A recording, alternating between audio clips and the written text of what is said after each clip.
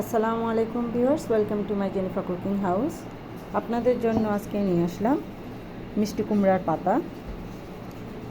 আমি এটা রান্না করব কাঁঠাল বিচির সাথে। কাঁঠাল বিচি এগুলো আগে থেকে সেদ্ধ করে রেখেছি এবং এখানে চিংড়ি মাছ, পেঁয়াজ, রসুন এবং শুকনো মরিচ রেখেছি। আমি এগুলোর সাহায্যে আজকে মিষ্টি কুমড়ার পাতাটা রান্না করব।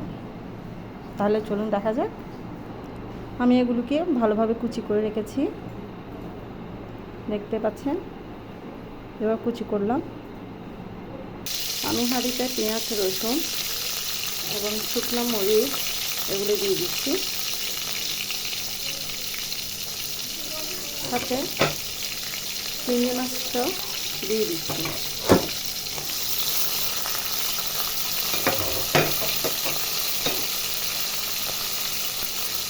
এবার একটু ব্রাউন কালার হওয়া পর্যন্ত একটু অপেক্ষা করব।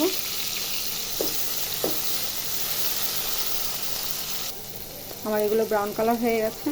এবার এখানে দিয়ে দিব স্বাদ মতো লবণ,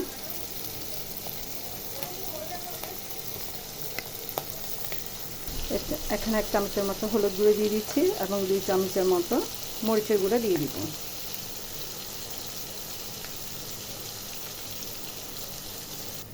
একটু কষা পর্যন্ত ওয়েট করব।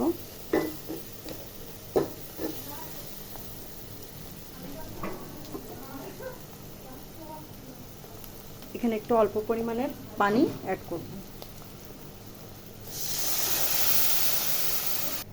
এরপর এখানে আমি কাঁঠাল বিচিগুলো অ্যাড করব। আমি কাঁঠাল বিচিগুলো একটু সেদ্ধ হওয়া পর্যন্ত অপেক্ষা করি। যেহেতু আগে থেকে সেদ্ধ করে রেখেছি, আমার অত বেশিক্ষণ লাগবে না, জাস্ট ব্লক আসার জন্য ওয়েট করব। আমার এগুলোতে ব্লক চলে এসেছে। এবার আমি মিষ্টি কুমড়ার পাতাগুলোকে ঢেলে দিব।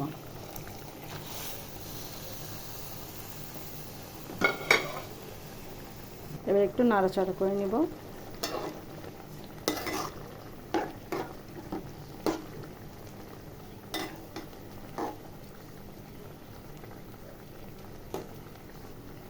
একটু সেদ্ধ হওয়া পর্যন্ত অপেক্ষা করব। দেখেন কেমন হয়েছে। আমার এগুলো সেদ্ধ হয়ে গেছে। তৈরি হয়ে গেল আমার মিষ্টি কুমড়ার